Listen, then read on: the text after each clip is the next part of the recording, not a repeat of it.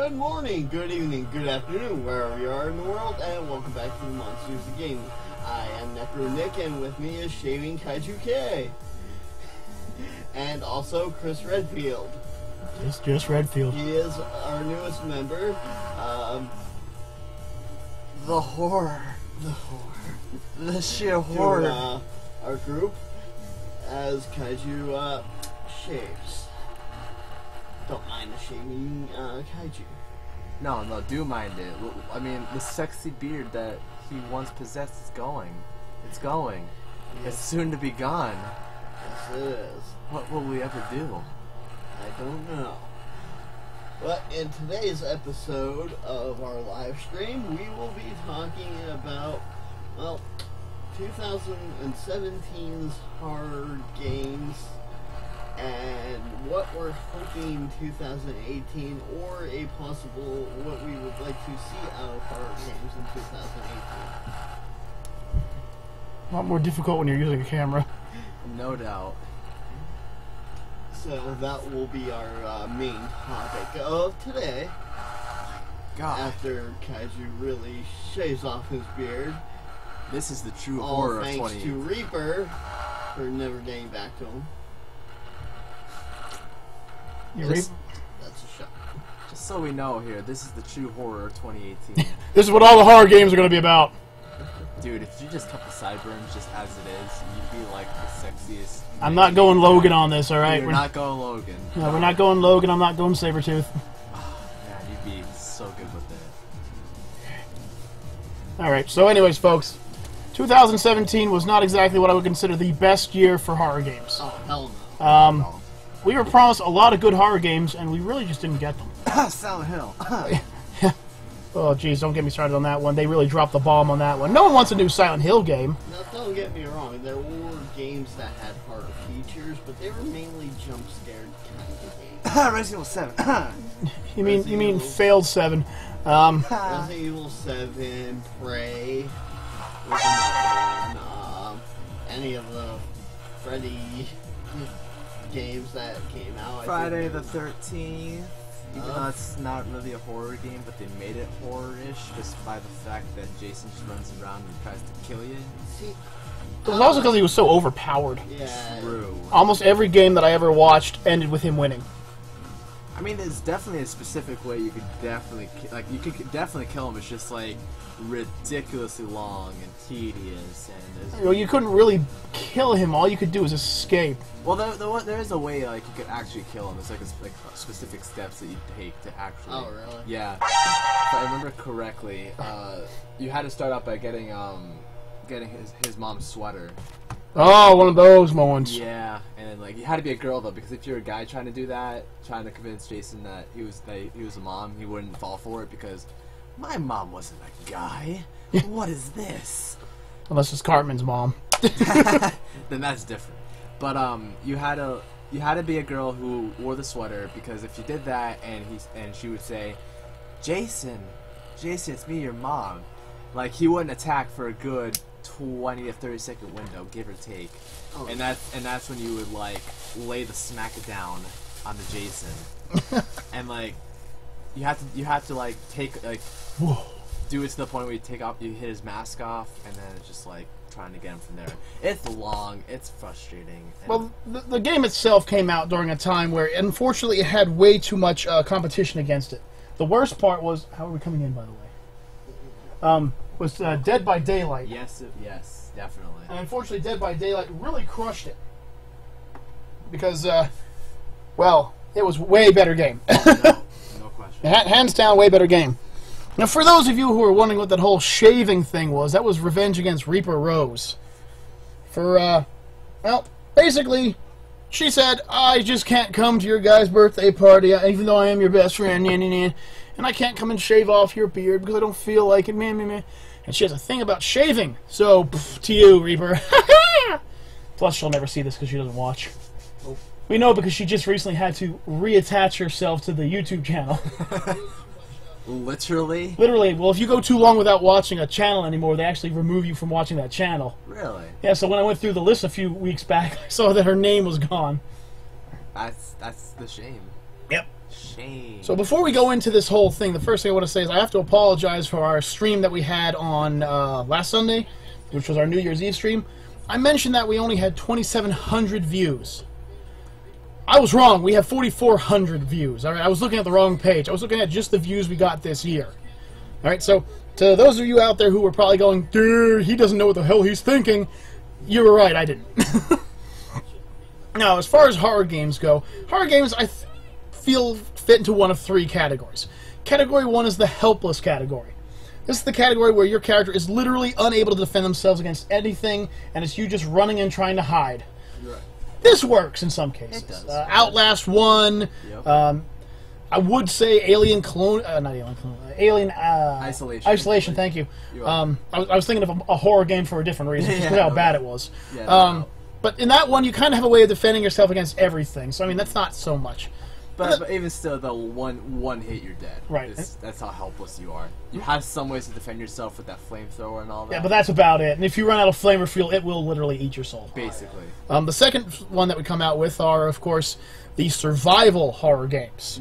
Now, these are the ones that started it all. A lot of people don't say, well, Resident Evil wasn't a survival horror. Yes, it was. Yes, it was. Without doubt. These are the ones where you have limited resources. You got to make the decision to either fight or flee or fight, or flight or fight. There he goes. Yeah. Yep. And those are actually one of my favorite types because it's like, okay, well, I have a shotgun, Yep. but do I waste the ammunition blowing the zombie's head off, or do I just barrel roll past them because I'm probably going to need it for something bigger down the hallway? Which you always probably will. Let's be Right, honest. or else you have RPG syndrome, where you wait till the end of the game with all your big weapons and Yep. you never needed to use it. Yeah, I've had that before. Yeah. Every time. And the third and final, the most common nowadays, jump scares. Yep. Now, Without doubt. Now, I'm not saying jump scares games are bad, all right? When I first played Five Nights at Freddy's, of course, a few of the jumps got me. I'm not going to lie, especially Golden Freddy just appearing Yeah. on them. Like, Jason, okay, all right, that wasn't right. He wasn't supposed to be in here. But Where did he come from? where did he go? Where did he come from? Golden Freddy, go. Anyway, but the problem with those games is that eventually you're just like, here comes a jump scare. Yep. There it is. In fact, I actually found myself being more frustrated at the Five Nights at Freddy's Yep. game than scared. Without doubt. In fact, every one of them so far, it's like, just, I hate everything that's involved Did right now. everything right, and it still came out. What the heck, man? Especially when I tried to do, like, Ultimate Nightmare mode at the Oh end. my Like, was it God, no. 420 mode or something like that? Was it? 20, yeah, the 2020, Yeah. 2020. Oh my god. I wasn't scared. I was Yep. so frustrated. I was giving myself freaking cramps in my neck from Yeah. how hard I was like. Now, last year, we were promised so many. We were promised a brand new Silent Hill that looked amazing. We were we were promised, I can't remember what the game is right now, but you're running through the trenches of World War II with these Cthulhian horrors trying to get to you. Call of Cthulhu? No. It's a brand new one. I have it saved so I can beta test it when it comes out. Shoot. I mean, as far as horror games go, we didn't really get a lot. Prey was fun. I wouldn't consider it truly a horror game because I never felt myself actually afraid. I never felt myself panicking. The same thing with like Resident Evil 5 and 6. I never felt myself panicking. I mean, with Prey, I felt I had everything I needed at every time I needed. I felt I was never out of control. Yep. And Nick knows it. Even in Prey, okay, yeah, there's jump scares. Yep. Those mimics scare the crap out of me. And you're running around and suddenly a freaking pot leaps up and tries to eat you. Like, but they were only ever the mimics. Yeah, definitely. You never had to worry about a crate transforming into one of those giant nightmare monsters or anything like that. No, you didn't have to worry about that. And if you were a stealthy character, which is all I ever play, then you would literally hear the phantoms coming from a mile away because they talk. Exactly. It's like, I wonder who turned the lights on! It's like, I'm already out of the room. Okay, bye. Enjoy the recycling grenade. But what do you need in a horror movie? A game, not a movie. I mean, we already got that in the movie, but like, Yeah. what about a game? Oh. Well, something that I always look into a horror game is I want your character to have a background that gives them a feeling like, yes, they could survive in a horror game, but they don't want to. I don't want ex-special force agent. I don't want, this is a 3 times Golden Glove boxer. No, I want, this is an ex-LAPD cop. yeah. Okay, you know that guy is going to be able to do something. Yeah. But against the forces of darkness, he's not. Like, you're not trained for that kind of situation. A lot of those games are always like, okay, You're a member of STARS, Special Tactics and Reconnaissance. You're a member of FEAR, First Encounter and Response. Cool. I'm a regular guy. Hello. You don't see those games. Nope. Not since Half-Life, where you met Gordon Freeman, the world's most dangerous mime. Oh my gosh, yes. Yes. Rise and shine. Another thing I like to see in horror games is a psychological point of view. Oh, yes. Oh, just to give you the heads up, I'd like to thank Fortune, no copyright music, for the music that's going on in the background. It's called Epic Music Mix Volume 2. Thank you guys for having a non-copyright video or non-copyright music. We thank you guys a lot for that. Thank you. Me, I love being on the edge of my seat, waiting for something to come, but never knowing when it's going to happen. A prime example of that is a game that I to this day don't play without the lights on, or at least somebody in the room with me. It's called Fear, which I mentioned earlier. Now, spoiler alert for about 6 seconds here. The first time you run into the main antagonist of the game, which is actually a little girl named Alma, she basically barbecues two guys. Just walks past them and barbecues them. Then you go a while waiting for her to show up. And waiting. And the entire time, psychological crap's going on. Lights are flickering. You might see a can come rolling down the hallway. And then when it happens, it scares you. But the amount of time in between those are very suspenseful. Yeah. You know, there's a good mix of, okay, this is real and this is not. Yep. But you sit the entire time going, but which is it?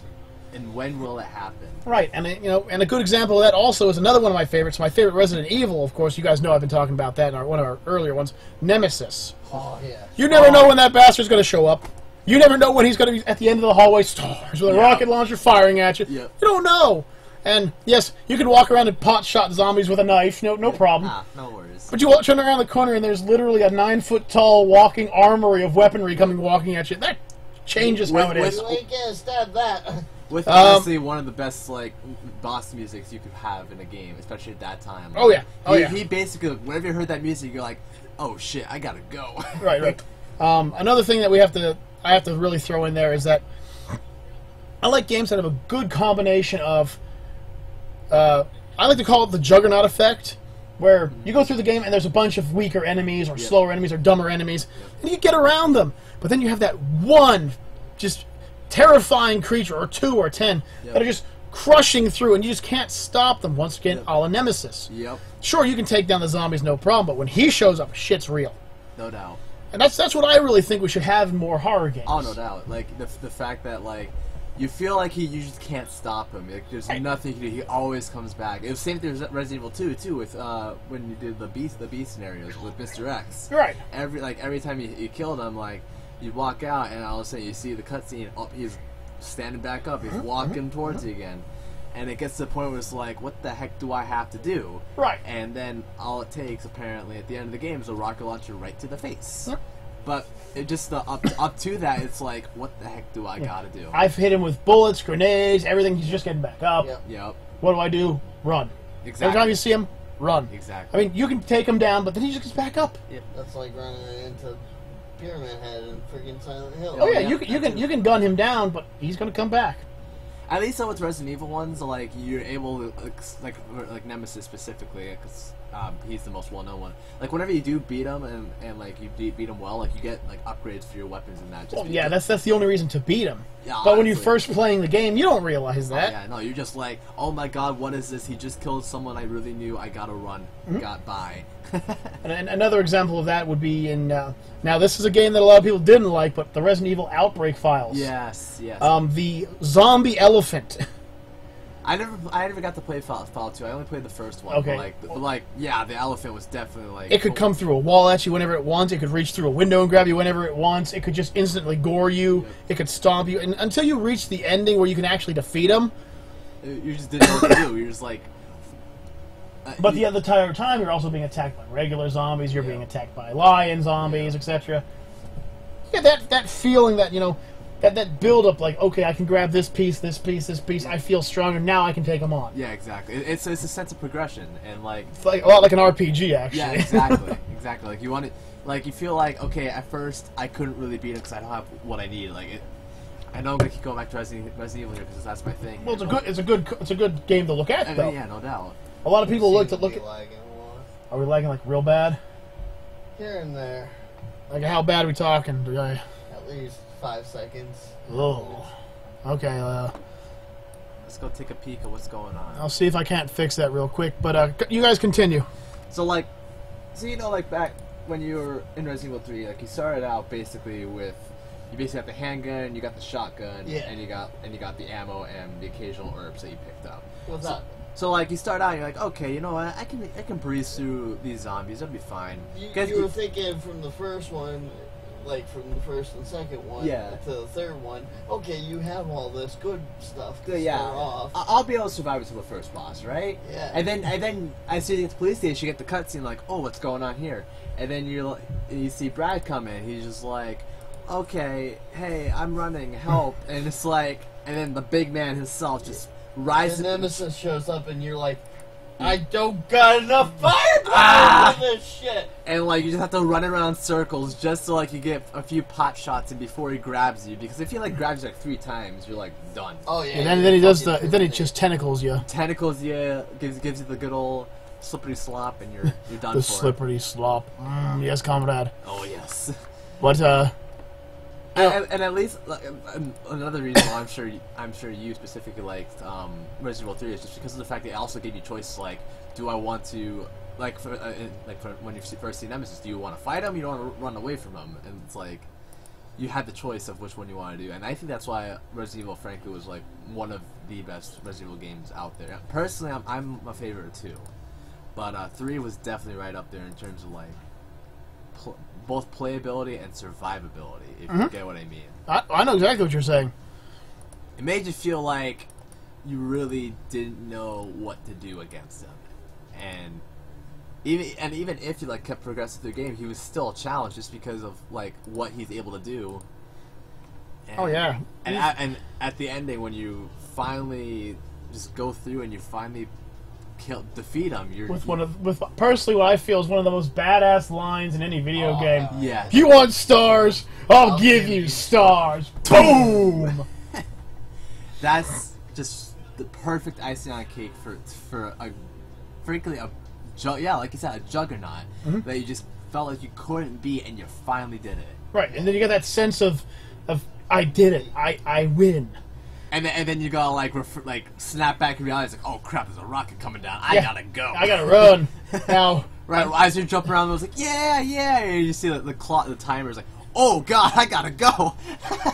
Another thing I like to see in games, horror games particularly, is where the environment adds to the danger of the game. Yes. In a personal, once again, we're gonna go back through a couple of them, but Alien Isolation is a perfect example of that.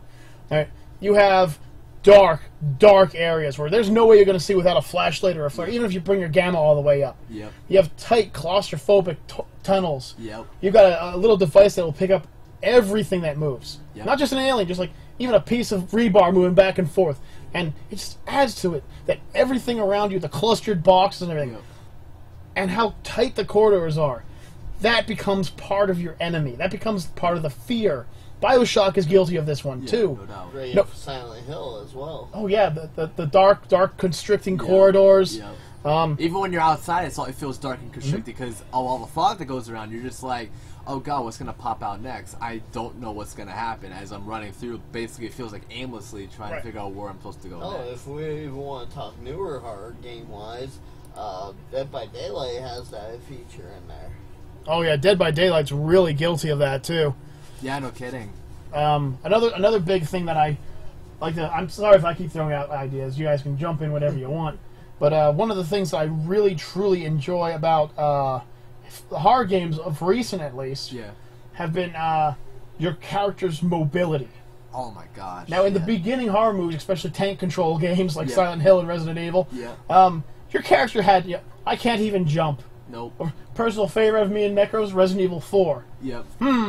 She just got taken into this church. I can either step over this 2-foot-tall wooden fence, or I can go down this pathway filled with evil. 2-foot fence. I just can't climb over it. I was vaulting over monsters a few minutes ago, but I can't. It's not even dangerous. There's no weapons or anything on it. It's literally just a fence. Where's the button I can use to go over it, please? I have a grenade! Watch this! Over. Oh no, I'm dead. No more fence! Yeah. But that was one of those things like... And nowadays, you can sneak and you can climb over things and you can move boxes in your way. All of things like amnesia. Yep. You can block doors up and lock them, and that kind of stuff makes me feel like it actually. A lot of people would say, well, that kind of stuff would probably make you feel safer. I'm like, no. That kind of stuff actually adds a bit more tension to it. Because of the fact that you feel safe. You're like, okay, I locked this door. I should be safe now. And then whatever's chasing you breaks the door. Right through the door. Or you hear it smashing on the door. It's like, I am no longer safe. Nope. That brief moment, that brief second where I thought I was safe. Yeah. No. I climbed up this wall. I'm now above the monster. It can't reach me. And this is the point where I find out there's another monster crawling across the ceiling that I didn't see anymore. Exactly. Because it was never. I could never see it in vision. And it just pops out right, and you just get hit. You're like, oh my god, what the heck is that? Silent Hill did that to me a few times where there's only monsters on the ground, and then, I'm up on a ledge. I'm like, haha, and then those pterodactyl things come at you. Like, what do you mean there's pterodactyl things coming at me? I didn't know there were pterodactyl things. Awesome, dinner time. Another thing I'm gonna point out with one thing you said earlier with the character, how you want them to not be, an actual army person. I don't want Arnold Schwarzenegger from Predator. Yeah. All right. But I want a reason for me to be there. Well, that's another thing that a lot of horror games are. Well, actually, a lot of horror games are kind of good at that. Yeah. But you do have a point. Why is so and so at this location? Why is so and so armed with this or what? It doesn't make sense. For instance, in my opinion, from what was the one with Isaac Clarke and the Necromorphs?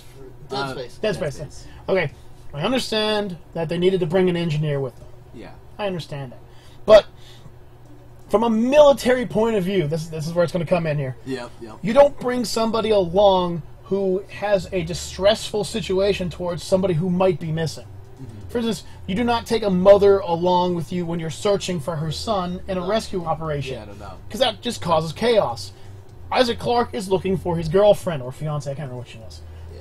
Okay, this guy's already broken looking for her. He's not going to pay full attention. Even if it wasn't a horror game, this guy's not paying full attention. Yeah, no. That's dangerous. Okay, here's Chris Redfield. Okay, it's his first day on the Raccoon City Police Department. Leon Kennedy. Leon, yeah. Okay, it makes sense he's there. Yeah. It's his first day. I mean, he just showed up one day like, I'm going to be a great cop. Why is there a zombie in my back seat? Basically. he goes out the car. I was like, what the hell? Someone with these birds just like eating here? But then there's other things that bother me. Like, okay, once again, going back to another game, we're going to be doing this a lot, folks. Half-Life. Gordon Freeman, he's a scientist. He has no reason to want to save the world. He has none. Zero, zip, nada. Exactly. He has no background for it. Nope. He's an average. He's not even a good scientist. He's an average scientist. He's not even like one of the top tier guys. The top tier guys make fun of him. Yep. Right? It's like high school again.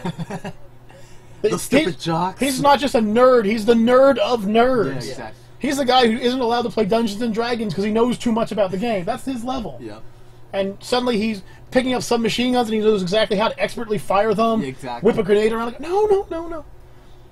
I feel that a prime example of how I would want that to work works one of two ways. It either works via 7 Days to Die, or it works via an older RPG game called Breath of Fire 3.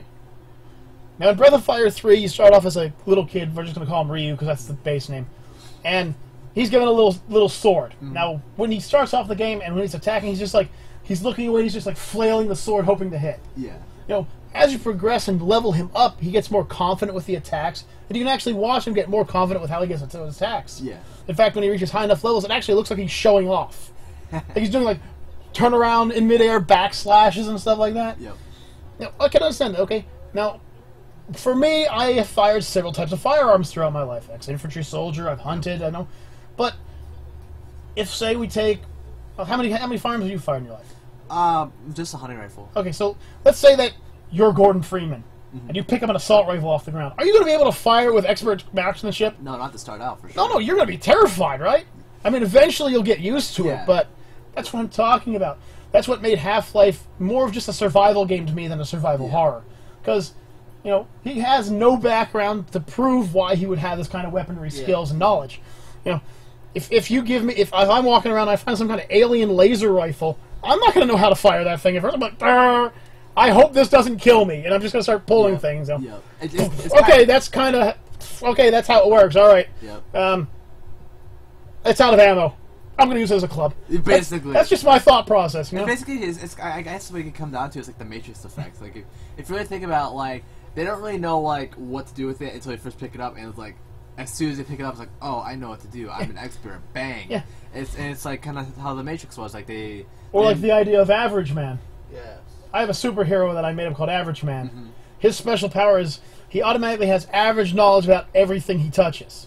Okay. So if somebody speaks to him in a different language, he can speak averagely how he speaks that language. So if he picked up a rifle, he'd know about how to use it. But in the Matrix, they're like, okay, I know exactly how to use this Smith & Wesson. How? Let me take a phone call. Yeah. Upgrade me. If I were in that movie, like, all right, inject me with what? Everything from Final Fantasy VII. Why? You'll see. You'll see. I'm an agent. Now, another personal thing I would love to see is, depending on stage levels, maybe adding parkour. Right, well, that all goes back to the mobility idea. Yes. Now, I can't remember what it was. What was it called? Like Deadlight or something like that. It was like a 2016 game with zombies in it where you're parkouring across roofs and everything. I think Dying Light. Dying Light, yes. yes. Now, the thing about it is, okay, zombies, and I'm not talking the special ones that only came out on certain nights. Yeah. But zombies not exactly known for their agility. No, not at all. When I played that game, I never felt threatened. Never. Because I could just speed off across the Now, if you're up against a creature like, okay, something that you don't see in a lot of horror games, werewolves. Oh, yeah. You know, something that can climb up that wall and chase your ass down. Now that, plus parkour, would be amazing. Exactly. Especially if they're like quicker than you. Like you have to figure out ways to like outmaneuver it. Exactly. It's mobility versus speed, exactly. And that's a great idea. Speaking of great ideas, and Nick just helped me figure it out. Can we step away from our common tropes?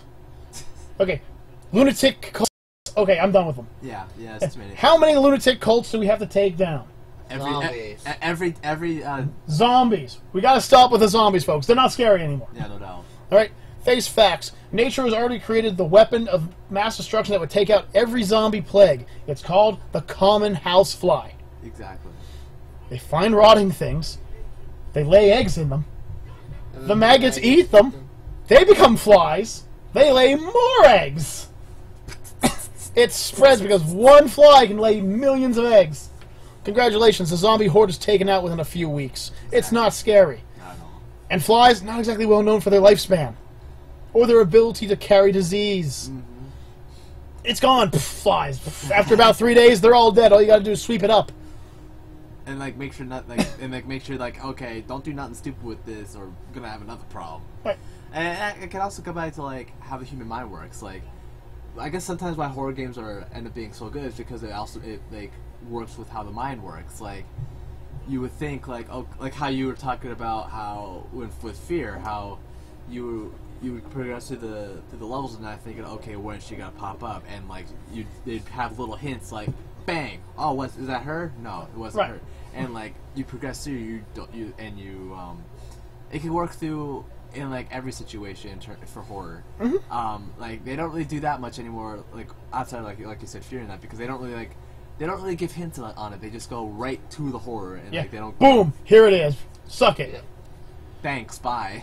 Like I said, I hate to keep going back to it, but it was such a good game. I have to. Doubt. Alien Isolation. Yeah, no doubt. You go through a good 20 minutes of the game easy, where the only thing you think you're scared of are these androids and the people. Yep. And then the alien shows up. You don't even have any, it's just like, oh wait, something dripped on me. He's dead, and now the alien's there. Yeah, exactly. Boom! You don't know it's there the entire time, and now you spend the rest of the time, you might hear it in events, but it doesn't mean it's going to drop down. It's basically like one of those things where it's like it kind of learns how you play. It's like Hello Neighbor, like the newer game that came out. Right. Where it's like every time you try to go to his house, he finds different ways to make sure you don't go in the house. Yeah, he figured out you made it through the front door, so now there's a bear trap at the front door. Yeah. He nails windows shuts and everything, etc. And that's another thing that I think you could really throw into a horror game to really get you off. Learning AI. Yeah, no doubt. And AI that learns your patterns. I always thought that would be something amazing. And the reason I went to the whole trope of getting rid of our current tropes is some of the best games that were out there didn't have these tropes. Yeah, no doubt. Call of Cthulhu. Yes, okay, you do have to deal with ritualistic cult people for the first part of the game. Yeah. But after that, Cthulian horrors, monstrosities coming out of the water at you. Yep. Why don't we just go with classic freaking tropes like werewolves and vampires? Well, exactly. When's the last time a good horror movie came out with a game with one of those? I mean, well, Order 1862 or 1866. 1866, which by the way could have been much better if they would have actually put some fucking thought behind it. Oh, no doubt, no doubt. Okay, here's werewolves done right. They're scary. They're fast. They'll hunt you down. Yep. It's not zombies. All right.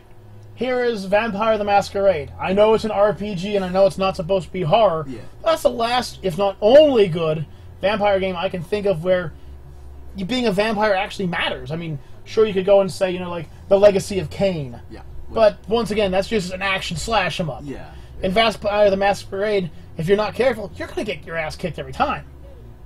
And I'm guilty of it. Once again, I'm the guy that loads up on stealth abilities. Oh, no doubt. So when you reach that area where stealth don't matter, then I just get destroyed. Exactly. But that's just how it is. But these tropes have become so common. Oh, this house, these robots are haunted. This house is haunted. The floor is haunted. This candle is haunted. Ah! Please stop Stephen Kinging it. Yeah, no doubt. All right. He's a really good author. We get that. He's really good with movie adaptations. We get, but like, not everything is a haunted monstrosity to kill you. But don't get me wrong. Five Nights at Freddy's has kept my interest. No doubt. Even to this day, with all the sequels that they made for it, it's still. And some of the sequels feel like Scott himself is just like, these aren't really the sequels. Nah. This is just to bait you guys into thinking this is a sequel before I make out the actual game. Exactly. I'm waiting for that. I'm waiting for that big game to come out where it's like everything you've had from the past 5 games, lies. Exactly. Yeah. Like, especially if it hasn't start out as it's just like the previous games, but then it just swerves you into a hard 180. Yeah, 180. Here's what it is. You were actually one of the suits the whole time. Wait, what? You wouldn't expect that, would you? Exactly. Thanks for playing. Now another horror game trope that I think they should really try to improve on, but in a way kind of like Call of Cthulhu, was how you heal yourself. Yeah. And nothing can make more hatred, in my personal opinion, than Resident Evil 7. I got impaled through the liver. Better pour some goo on my hand. I just got blown through a wall. Well, there's some goo on that same hand. A guy just cut my arm off with a chainsaw. Well, goo the other hand.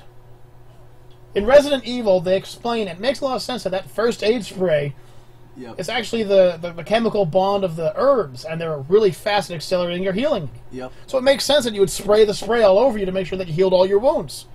Exactly. But the goo on my hand and my foot grows back. Well, no, that's not how it works. In Call of Cthulhu, they actually had an interesting way of doing it, where different wounds required different treatments on different parts of your body, and they could get more and more severe, and then you would have effects. For instance, if you damaged your leg, you'd see yourself hobble. If you damaged both legs, you might actually have to crawl. Too many head wounds, and you'd start seeing blurs and everything like that. Yep. That's a quick and very easy way of doing it, and it becomes scary because you have to, by your playstyle, you also have to be careful how you heal yourself. You don't want to accidentally heal yourself the wrong way, and then you're screwed, or you wasted too many power-ups here. Yeah. Yes. And it would also be awesome if they limited the amount of healing that you. Oh yes, definitely limited healing. Because, the first 2 Resident Evils were good at that. yeah, no doubt. The first 2 Resident Evils, you waited until it was red caution before you started healing yourself. Yeah, no doubt. You waited until you were, I'm literally going to die if I sneeze at this point. And 3 wasn't that bad either with it. Like it had a little bit more than you'd bargained for. They had a lot more first aid sprays just laying around. No But doubt. from that point on, then it just became ridiculous. Yeah, exactly. In 4, you can heal all a Skyrim style by just shoving a bunch of food in your mouth. Was that 4? I thought that still had the herbs. Well, you do, but you also have I'm going to eat this egg. Oh yeah, I'm you're gonna right. eat- You're yeah. right. Yeah, you're right. And then from that point on, you became Skyrim. Don't get me wrong, Dovahkiin knows how to do it, but I don't know if Leon does. yeah, Leon is not Dovahkiin. He's not Dovahkiin. He's not the lone wanderer. He isn't the lonesome survivor. He can't just stop time and engulf himself with food. He's kind of being shot at, Oh, Rock likes to come my face. Better eat some eggs. at least with games like Skyrim, it makes sense because you're the legendary Dovahkiin. Yep. And in Fallout, it makes sense because the Pip-Boy actually slows down time apparently somehow. Like I can't remember how they explained it. Like it's supposedly all in your head, but if I'm able to do this while it's all in my head, something's wrong. All right? Because I mean, I'm a fat ass myself, but goddamn, That's a little too fast for me. I don't want my stomach ache right then and there in the middle of a friggin' firefight, or like trying to sneak through and you get your stomach grumbles like, oh shit, I'm caught. Now, going back to a previous statement I was talking about was 7 Days to Die. Now this, if you haven't played it, is an excellent game. It has a good combination of horror and excitement, and if you play with more and more friends, like say the guys at Rooster Teeth, like Jack and Jeff and all them play it, it's a really fun game until nightfall hits. Then it becomes shite. It becomes terrifying. Suddenly the zombies are running. Suddenly there's zombie dogs. There's zombie bees. There's literally zombies that throw bees. I kid you not. It's like, and the worst part is these zombies. Even if you like build like a house with above, they will tear through the foundation and have the house collapse. Oh my god! Like it is terrifying. There's really no way of keeping yourself truly safe because if they know where you are, they will come for you. Yeah, no doubt. But what they do is they have basically an upgrade system where as you're doing something, you gain points in it until you level up to the next. Yeah. So, once again, it goes back to, okay, well, if I'm shooting a gun and I fire a gun enough times, it's going to make sense that I get better and better with it. Yeah. By the way, folks, do it like this. You don't do it like this. That's a pain on the wrist. You could break your wrist doing that. The more you know. So, the Grim Reaper asks, why am I here? Who? The Grim Reaper. The Grim Reaper? The Grim Reaper. The Grim Reaper. Well, I guess...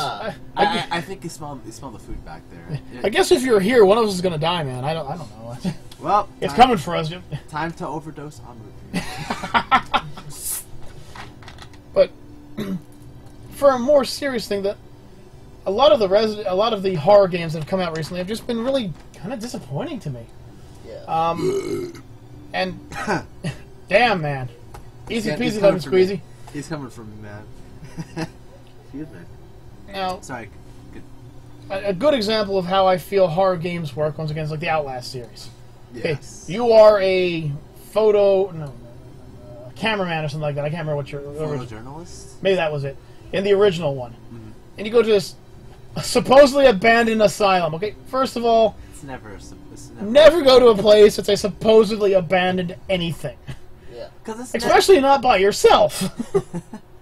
Just because you have a camera doesn't mean you're like not alone. Like, yeah, you're not Frank West from frickin' Dead Rising. Dead Rising. You're not a correspondent that can drop kick people. And then you go to this place where the people are, I can't remember exactly what it is, if they're possessed or if they're mutated or they were experimented on.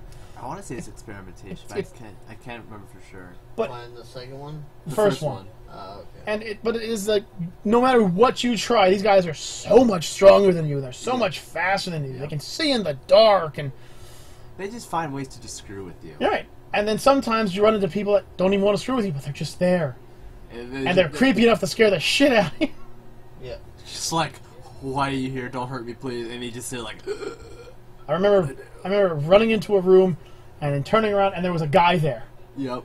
And he just walks past me, and he closes the door and locks it. He turns around, he opens up the next door, and he turns, looks at the wall, and starts slamming his head off the wall. That's all he's doing. He's just, bang. But for that brief moment where I turned and saw him, I'm like, I'm gonna die. Please don't kill me. At this point, he's like, nah, you're fine. By the way, would you like to see how I play Metallica? And then you reach into enemies that are just so messed up that, you feel physically ill. Like, if I were in the scenario and some guy with a giant hedge clipper started cutting my fingers off, Oh, I yeah. don't think I'd react as calmly as he did. Yeah. He screams for a few seconds and then he's okay with it. No, I'm sorry. That guy would have to kill me at that point. Yeah, I would never have escaped. Tears be coming down my eyes, vomit coming down, just like, why does this happen to me? I shouldn't have gone to this asylum. But then the rest of the game, even with fingers cut off, you're still acting like you have a full hand. Exactly. Yeah. Which brings me up to another thing. an environment has to stay the same. Yep. All right, you can't. I know that in a lot of games, environments are the big thing. Oh, we have to spend tons of time and money making these, but once again, I go back. BioShock. Yep. All of BioShock was the same. It was a dilapidated undersea utopia with tubes and then open areas that were full of dilapidated buildings. Yep. Outlast started off as you're trapped inside this horrible, horrible, horrible center for horrible people. Yep.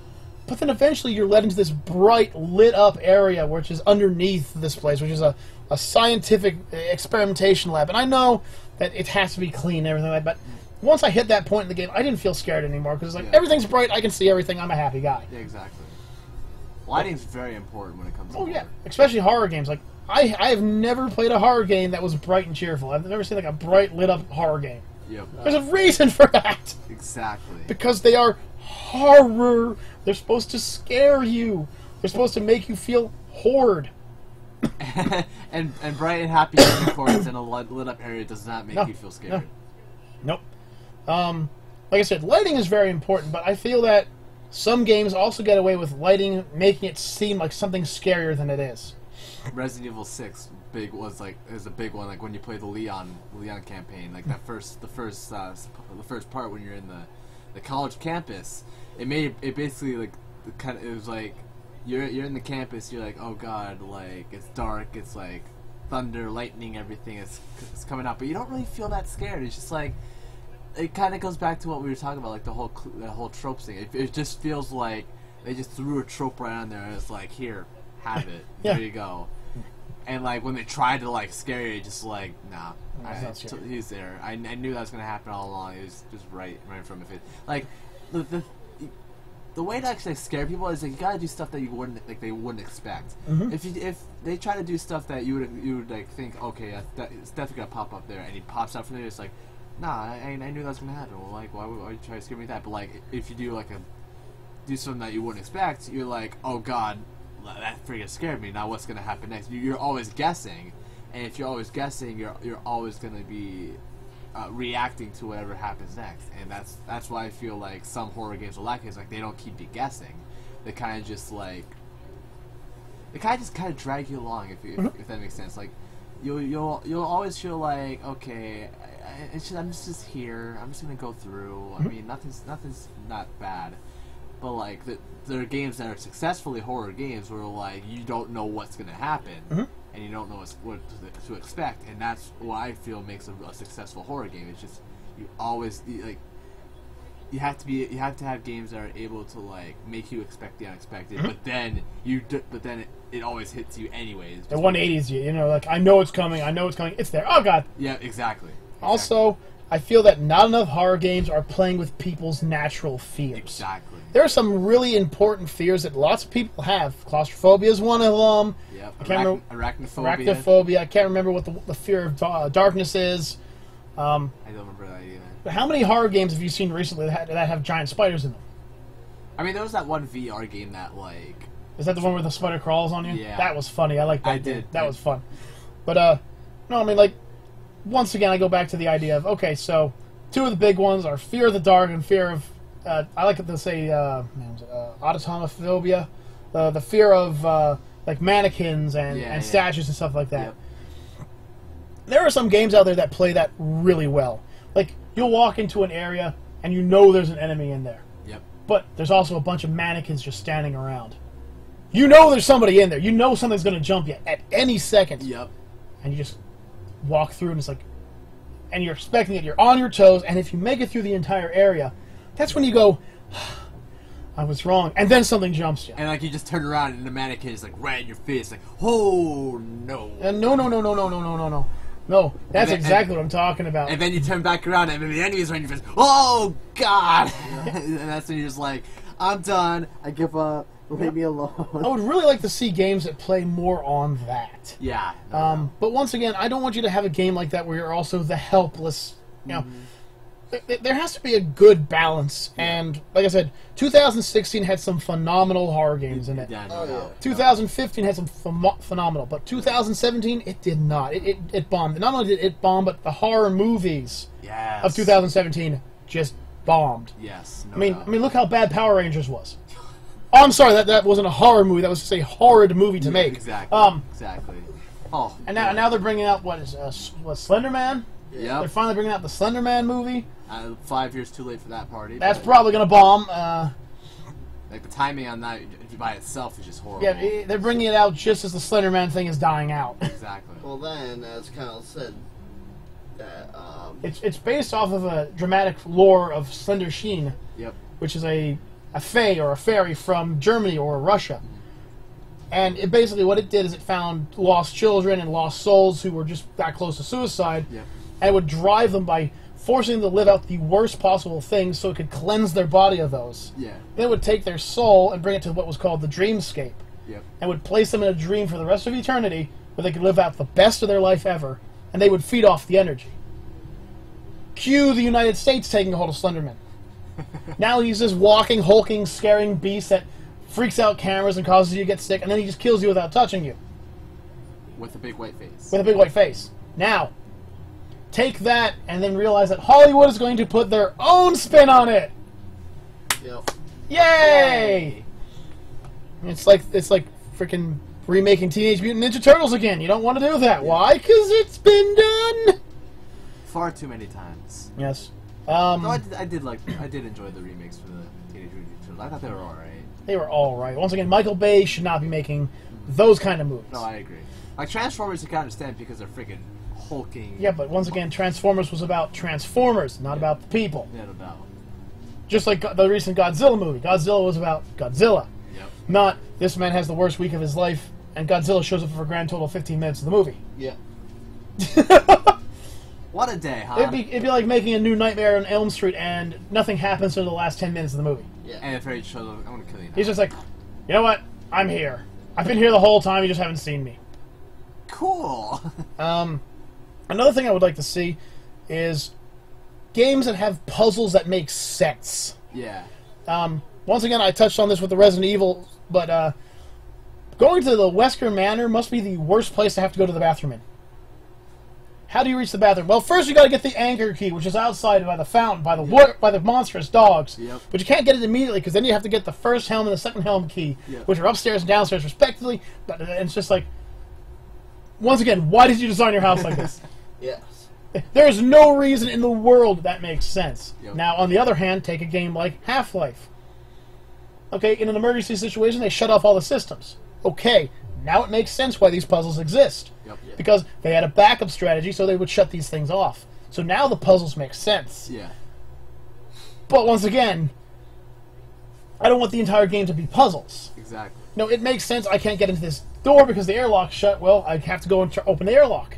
All right, that makes sense. Don't have the person have to go through 90 different individual quests just to open up the airlock. Yeah. And for gosh sakes, do not bring a game that has some immersion that's like, well, the world's ended, but you got to pay for the goods anyway.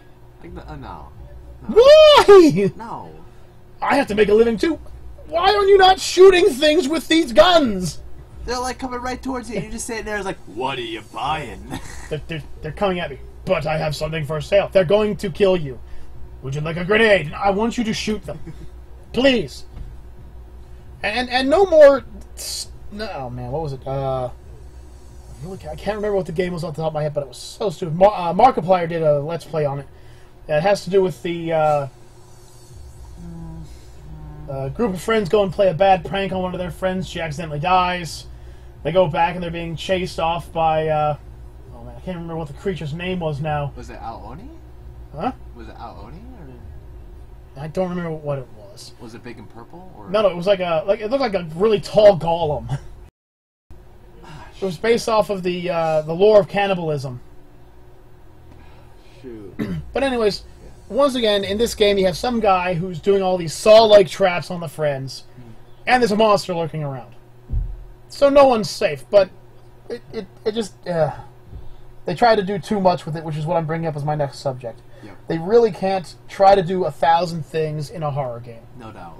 No doubt. Every horror game should have this. I need to survive. Yep. I need to get away. How do I do it? That's all you have to answer to make a horror game work. That's it. BioShock can do it. Alien Isolation can do it. Fear can do it. Resident Evil's been able to do it. Except for recently. But. Except for recently. Yeah. So that's got to be the thing. Once again. I was gonna say Bioshock, I don't even consider horror though. Well, yeah, but it does have some horror elements. So that's what I'm just throwing out. Like that's an example of the survival instinct. Yes. Once again, you're not. I don't want to start off a game as Rambo. Unless I am playing a game as Rambo where the enemies have to be taken down by somebody like Rambo. Yeah. Rambo versus zombies does not make sense. It's pretty entertaining, but it doesn't make sense. Yeah, it's just like, I'm basically this invincible, super strong, muscular man. Don't worry, I've got this. With a bandana. With a bandana. And I talk like this. I am the law. You're Adrian! I killed him! And I would like to see horror games step back into the field of, hey, this is the location, this is what's going on, you gotta escape. No doubt. I'm not talking those ones where you have to find a million clues to escape a room and then there's some kind of doll coming after you. Yep. Once again, doll's not a scary horror movie monster. No.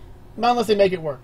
What I would like to see, though, is I would like to see something like, just throwing it out there, because this would prey on not only a person's morality, but also their fear. Like, something like with via Children of the Corn, where the kid's gone nuts. Mm-hmm. Make a horror movie about that, a game about that. It's never been done. It's never been done. I mean, well, there's one, but it wasn't really a horror. It was more of a puzzler. Yeah. But, okay, so you're trapped in like a school, and all the kids have gone ballistic. They're rabid. They're running through the hallways. They're building up, blockades and stuff like that. You got to escape. Now you kids chasing after you. That's already a morality heartstring pull. Yep. Yeah.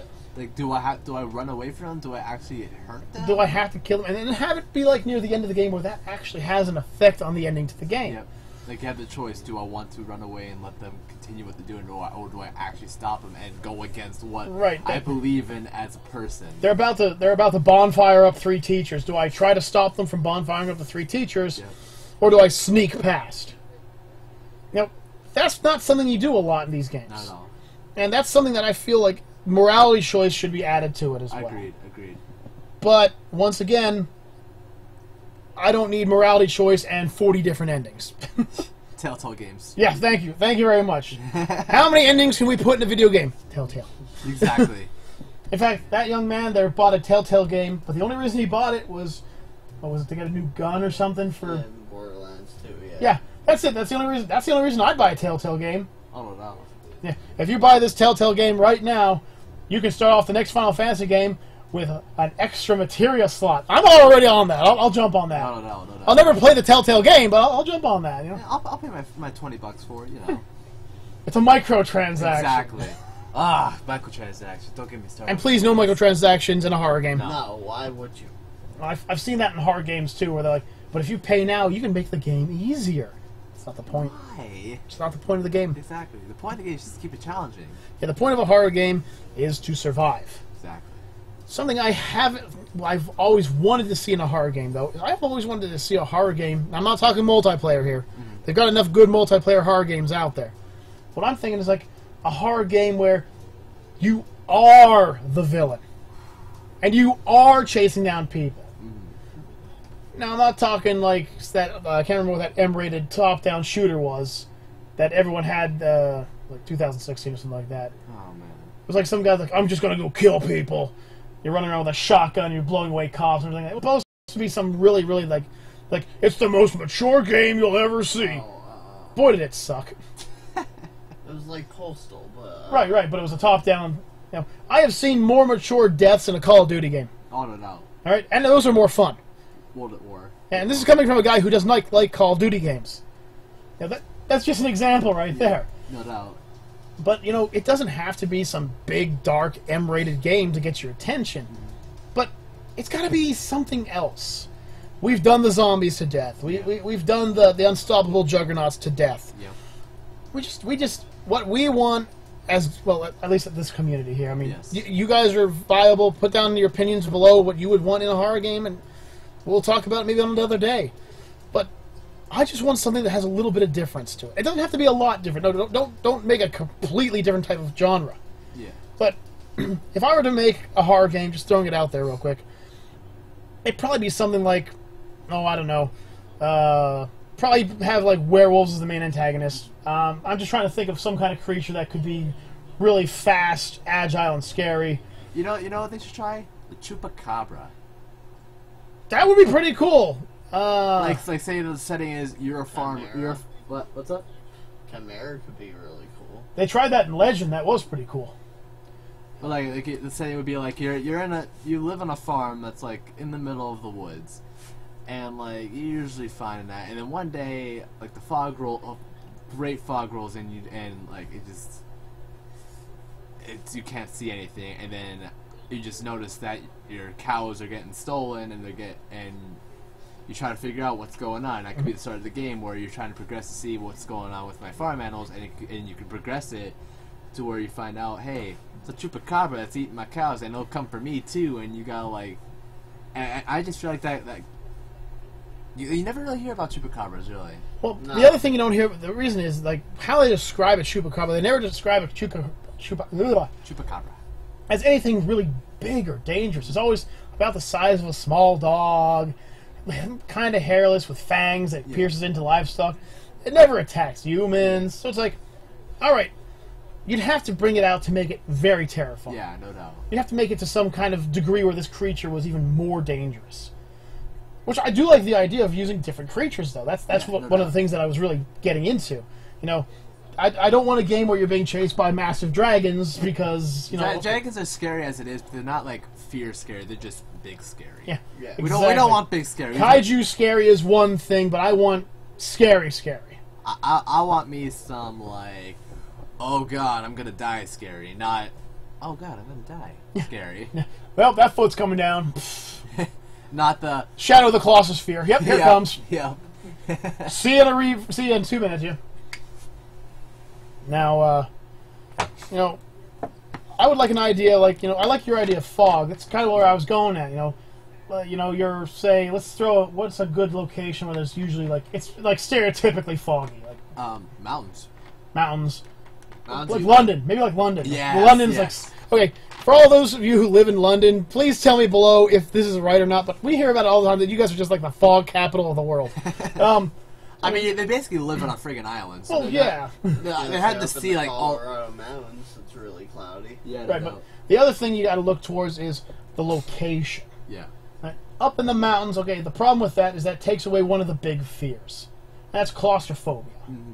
You know, I'm trying to go with your parkour idea as well with this. Sure. So I'm thinking like a city, maybe like an EMP spike or something shuts off all the power. Yep. Where will show up?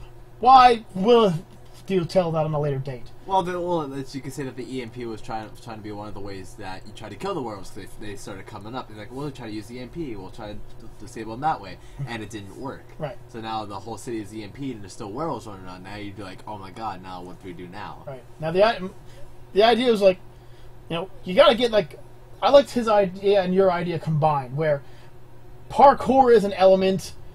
I'd like it like more like Mirror's Edge parkour, Yeah. where you know you can kind of make out where you can go. So yeah, kind of like how Dying Light was. Basically. Yeah, but I want the creatures to be just as good. I mean, they're not as mobile because they're bigger. Yeah. But like, you go running and you jump across a rooftop, and then you shimmy across, and this thing is plowed into the wall and it's climbing over after you. Yeah. You know, you have to escape these things, and they don't need to see you. They can smell you. They can hear you. Yep. You have to find out how to avoid them. You have to try to find distractions or weapons. You know, and of course, there's not going to be a lot of weapons, especially since London is basically a gun-free country. And you can also go with what we were talking about with Hello Neighbor, or it could be like smart AI, where it's like it learns like what routes you usually like to take when they come at you, and they'll try to like cut you off. Right, doing pack that. hunting. You know, Yeah. like you keep running across a certain area of the game, and eventually you start running, and there's two of them running at you through the fog. Yep. You know, And so you just gotta figure out, okay, what do I do next? What's my next plan? And you could progress through the game like that, where it's like they're gonna be smart. You gotta be smarter. right, and they're going to learn. If you make a mistake, they're going to learn from it. No doubt. And, you know, I don't want you to be some kind of expert martial artist. I don't need you to be some gunslinger from the cowboy era or anything like that. Just a regular person who happens to know parkour, because there's a lot of people who know parkour. Yeah. It's not like it's a... You know, obviously, you'd be a fit person. Oh but, yeah, no doubt. And that's just... And like you also have basic survival skills too. Like I got a weapon, I know how to swing with the weapon, and go from there. Like how you're talking about with the progression system. Like I may not know how to use a weapon now, but as I get better with it, I'll get better with it. and you can kind of roll with it like that. Like if you kind of like tie these things together in a way where it won't feel like cliche-ish, I guess would be the right word for it. Then like I feel like you could really roll with with something good here. Right. Well, the reason I also chose the England idea is to go back with the idea of one of the things that always makes me feel safe in a horror situation is a gun. All right, and that's basically because I'm an ex-infantry soldier. I feel safer when I have a firearm. Yeah, no doubt. But you pick a location where guns are either extremely rare or non-existent. Yeah. And you find one, and now it's just like, the Holy Grail. yeah, do I use it? And of course, you make it like, okay, so after a few hours, you make the game like a progressive thing, Yep. The longer you stay in the city, of course, the worse it's going to get. More werewolves are going to show up, people are going to start getting turned. But then at a certain point, a group of hunters show up who have been hunting these things forever. Yeah. Now, these guys aren't just after the werewolves, though. They're out to get rid of you because you're prey for the werewolves. Yep. So now you have these people that are fighting against the werewolves and fighting against you. And one of them gets killed, you go and steal their weapon. Okay, now you have a weapon. How do you use it? Do you use it to defend yourself? Do you use it to run? Do you use it to go kill more of them? Yep. Are they helping you clear out the wolves? Are you clearing out the wolves for them? Yep. And this could lead into multiple different things. These people are going from door to door killing people. Yes. Do you stop them? Or do you continue on with your day, realizing that these guys are no longer bothering you? Right. You're still looking for supplies, you're still scrambling through houses, but it makes a lot more sense that you wait for them to go and clear out everybody in that house, and then move on. And I guess, and another thing that me personally that I would like is to get rid of the idea of safe houses. Oh, no safe houses. No, none of those. Like because we get into like these kind of things where like, okay, if we get to this one spot, we'll be safe. Nothing's definitely gonna come for us. Right. But like we should. I would like to see a game where like it gets rid of the idea of like, okay, you think you're safe, and like say like there's an idea where you would say the game and you go to sleep. But then, like, if you wake up, there's a chance that something's gonna come at, like, something's gonna like come right at your face and like try to get you. You have to set up trip lines or something like that. They can give you a warning ahead of time. Yeah, like ways to defend yourself, and that could be with how you like just your progression could be with your survival. It's like, okay, I learned how to make tripwire. Now I can use it to know when something's trying to come in to where I am. I mean, obviously there would be places that you would feel safer in. Yes. But in a game like this, where the creatures are something that's not small and slow moving, you don't want to do anything like corner yourself. It's a whole matter of you should make a game where you're not truly safe. Well, that's the whole idea. Yeah, exactly. But like the thing about safe houses are, as you're saying, you find this one area. Oh, this is the safe house, and you can just piss around in there. Exactly. Hey, I'm just gonna stay in here. You can even have that be like a joke that shows up. Like, oh, you're in the safe house. Don't worry. They never come in here, and it's like one of them just rips the freaking bars off the wall and starts crawling through the window. It's not a safe house anymore. No, it's not. Let it's people. just a house. No. It's just a house, man. These things are always chasing, and then you have to learn. You can hear them howling. You know where they're coming from. Eventually, you'll get to the point where, yes, it'll take the tension away, but then you add something new, and that's something that you need. Like you said, progression. Here are the werewolves, and then after a few hours of gameplay, well, here comes the alphas. Yep. They're trying to clear out the hunters. And then after a few hours, the United Nations is sending in an army. Yep. So now there's even more going on. But I don't want the game to be one of those stupid things like the classic Resident Evil ending. Yep. They're gonna nuke the city. Listen, folks. They're not gonna nuke the city. No. No. The amount of damage a nuke would do is just incredible. They would not just nuke a city. Just like that. No. The nuke would cause so much damage downline that it would not be worth it. They would firebomb the city. Which is basically like what they did with Outbreak, where they kind of retconned not really retcon, because they wouldn't really call it an actual part of the story unless they did. But like instead of like one big nuke, they had like 8 set of firebombs that just firebomb the entire city. Right. Just turn the entire bomb into ashes. Yeah. That makes sense. Yeah, agreed. But the classic thing, Umbrella just happens to have a nuclear bomb. Wait, how? Oh, we talked the president into nuking the city. How? The army's not even there yet. Yeah. You skipped an important step in how things go down. Yeah. The National Guard was there. Okay, they got torn up. You know what's next? Tanks. Exactly. Bombers. Strikes from subs and boats from offshore. You do not skip over these and go straight to the nuke, because the nuke is a bad sign. No doubt. No doubt. There's 45 steps before you reach the nuke. Yeah. You can't just go, all right, we tried the National Guard, just nuke the place. No, especially against something that you don't know if it's going to work against or not. Yeah, exactly. Like, remember the Flash game that's on POG? I forgot what the name of the game was, but like you're driving like a sports car. You're trying to drive out of the city, and you're like, it goes to the story of like they're trying to like quarantine, like the army's trying to quarantine the city, and like they figure out they can't do it, so they're trying to like evacuate the city and bomb nuke the place, and then at the end, like after like countless hours of upgrading your car and all that, trying to like actually win, and you finally do it, they said, okay guys, how did the nuke go? It's clearing up, let me check. No, they're still there. It didn't work. And it's just like, dude, it wasn't going to work anyways, let's be honest. You don't need a game that has a timer for how long it takes you to get out of the city. That too. Okay, that kills you. And I get them trying to make it more suspenseful, like, oh god, you got to get out of there now before it's too late. But like, then it just becomes like a suspense game and not a horror game. And like I said, the other thing is, okay, this is Raccoon City. I understand that they're trying to make it seem like it's a gigantic metropolitan. Yeah. That's literally in the middle of nowhere. Literally, if you look at Resident Evil, in every direction around Resident Evil's main city of Raccoon City, there is nothing. Forests. Yeah. And one highway. And then outside of the forest, you know what it is? Barren land. Exactly. You're telling me that the National Guard / Army couldn't just stage around that with enough firepower to make the apocalypse wet itself and just play the waiting game? The zombies aren't even fast! No. Even if you add the lickers and the hunters, they're not bullet sponges. No. They will die. You need a game where things like that, the over the top stuff. Yeah, it's just that's another thing that kills a horror game. Needs some form of realism for sure. Right. But I think when it comes down to it, what I want in a horror game is then just step away from the common enemy. That's what it comes down to. Outlast was a good example where, okay, you think the entire game you're up against a bunch of crazy psychotic lunatics, and then you find out that there's actually been something else there the entire time. Yeah.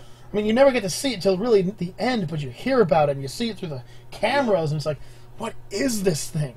And that's where the suspense builds up. Fear did the same thing. Little psychic zombie girl whose daddy raped her to have 2 kids. Okay, first of all, that's the most fucked up sentence I've ever said. But that's what Alma is. Honestly. Honestly.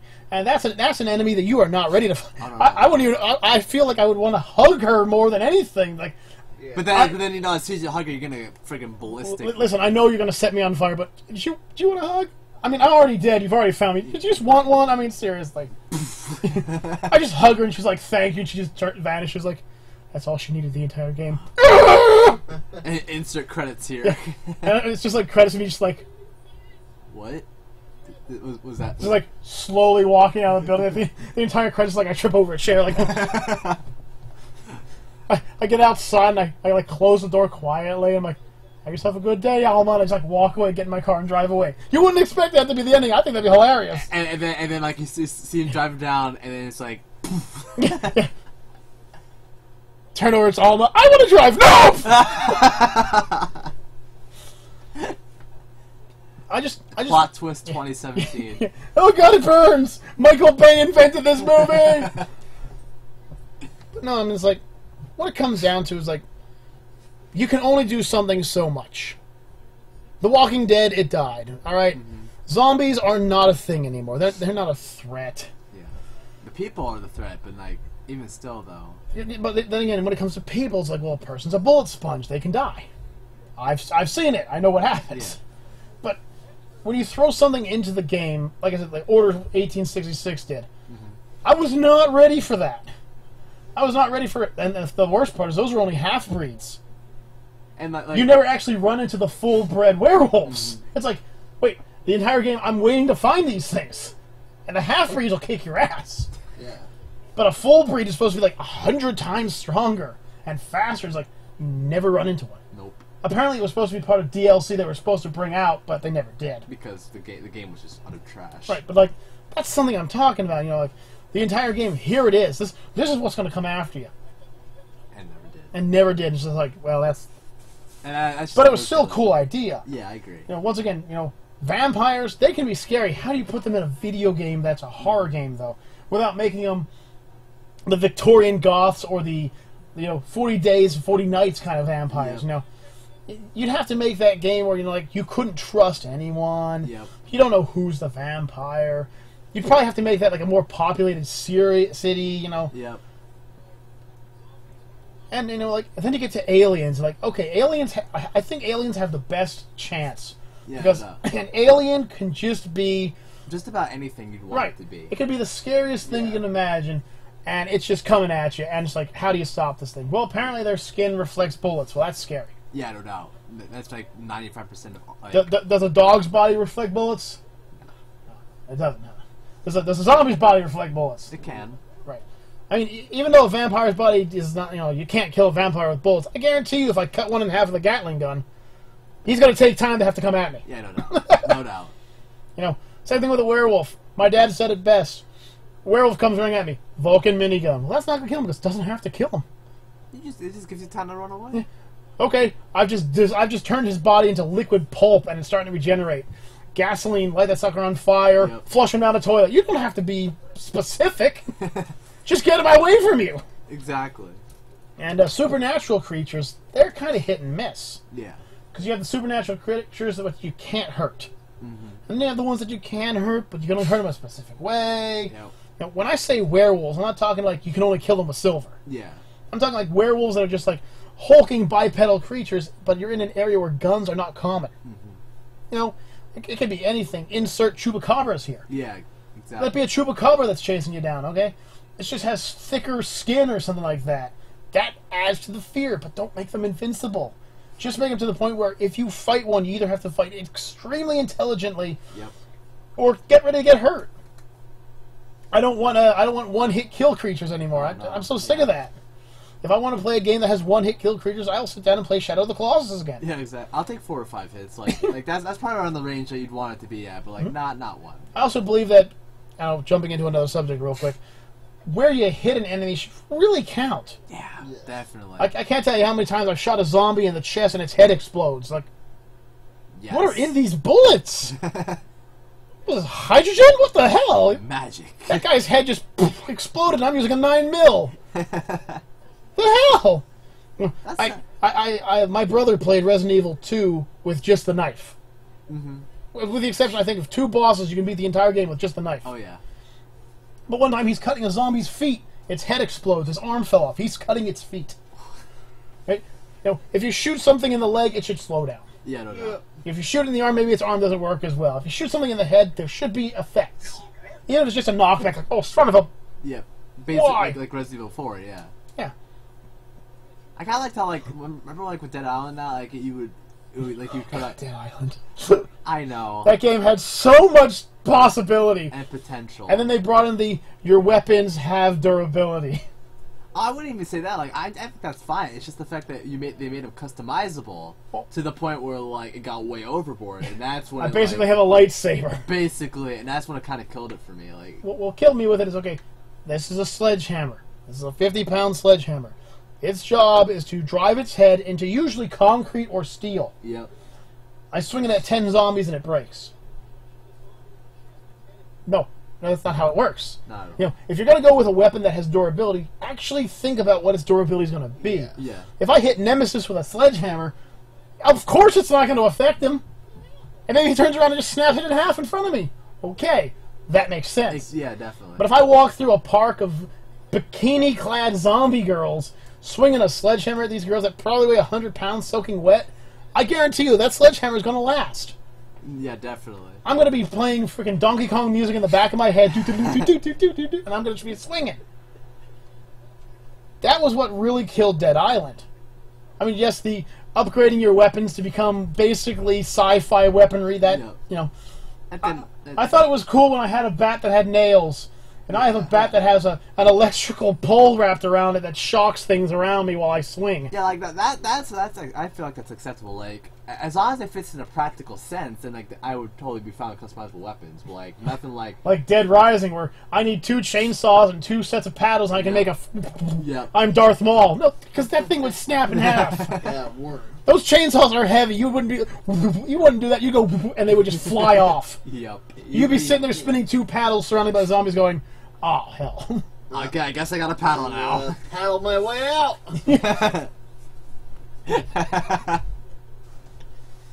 if you're gonna make a game, like I said, you know, try to avoid the outdoors. Yeah, Like, definitely. welcome to the great outdoors. There's zombies coming at you. Great outdoors. Not the great indoors. Not having to worry about walking into a room and it being a dead end. You know, I can run through the woods pretty fast. I've done it before. It's fun. Yeah. You know, they might not be as fast. Unless we're talking like